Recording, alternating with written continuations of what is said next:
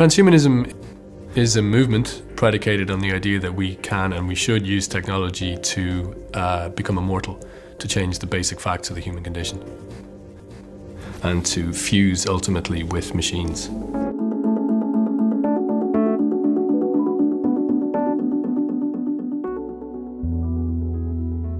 I think that transhumanism has actually played a very important role in creating a forum where the long-term impact of technology could be explored with nanotechnologies, space colonization,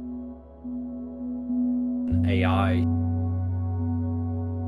human enhancement. I think that's a great contribution that transhumanism has made to the world, and I think it still has the potential to continue that awareness spreading role.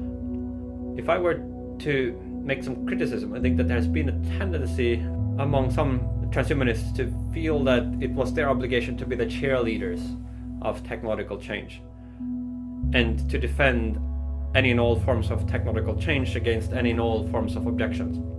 There is no reason to feel that one has to defend all forms of technological change.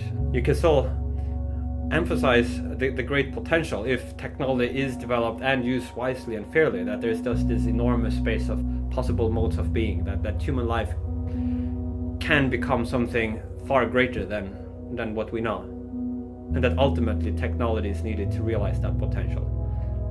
I think that's the core of the transhumanist vision, but that's consistent with there being huge risks and there being the possibility of technology being used for huge evil, and it being the case that current technologies often don't work very well, and that you should be skeptical of just popping a lot of pills and hoping that you will derive great benefits from that.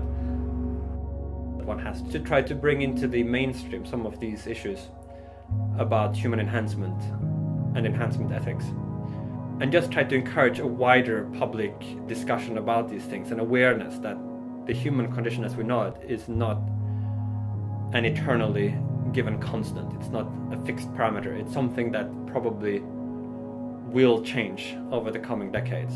And you need to really take that into account if you want to have some serious view about where we should be going, what we should be hoping for in the world. What is your name? Sam. All right, Sam. I'm going to record from your brain. Have you had this before? No. Okay. All right. I need you to stick out your arm for science. Roll up your sleeve a bit. All right. And so what I'm going to do, I'm putting electrodes on your arm, and you're probably wondering, I just said I'm going to record from your brain. What am I doing with your arm?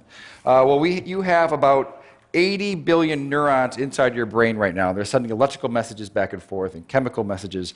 But some of your neurons right here in your motor cortex are going to send messages down when you move your arm like this. It's going to go down across your corpus callosum, down onto your spinal cord, your lower motor neuron, out to your muscles here, and that is electrical discharge. It's going to be picked up by these electrodes right here, and we're going to be able to listen to exactly what your brain is going to be doing. Have you ever heard what your brain sounds like?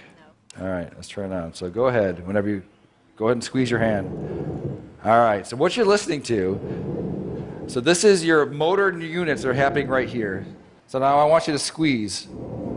Yeah, so right here, these are the motor units that are happening from her spinal cord out to her muscle right here. And as she's doing it, you're seeing the electrical activity that's happening here. I need one more volunteer. Okay, what is your name, sir? Miguel. Miguel, all right. You're going to stand right here. So it turns out that there is a nerve that's right here that runs up here that innervates these three fingers. And it's close enough to the skin that we might be able to stimulate that, so that we can do is copy your brain signal that's going out to your hand and inject it into your hand so that your hand will move when your brain tells your hand to move. And so in a sense, she will take away your free will and you will no longer have any control over this hand, okay? You with me? All right, so I just need to hook you up. All right, so I'm going to find your ulnar nerve, which is probably right around here. So now I'm going to move away and I'm going to plug it into our human-to-human interface over here. So now I'm going to hook you up over here so that you get the stimulus. It's going to feel a little bit weird at first. This is going to feel like when you lose your free will and someone else becomes your agent, it does feel a bit strange. So I want you to relax your hand. All right, and Sam, you're with me? All right, so you're gonna squeeze. I'm not going to turn it on yet, so go ahead and give it a squeeze. All right. So now, Are you ready, Miguel? Ready as I'll ever be. Okay, so I've turned it on. So go ahead and turn your hand. Do you feel that a little bit? Nope. Okay, do it again. Oh, a little bit. A little bit. Okay, so relax. No, hit it again. Okay. Oh, perfect, perfect. All right, so relax. Do it again. All right, so now. All right, so right now, your brain is controlling your arm, and it's also controlling his arm. So go ahead and just do it one more time. All right, so that's perfect. So now, what would happen if I took over my control of your hand? And so just relax your hand. What happens?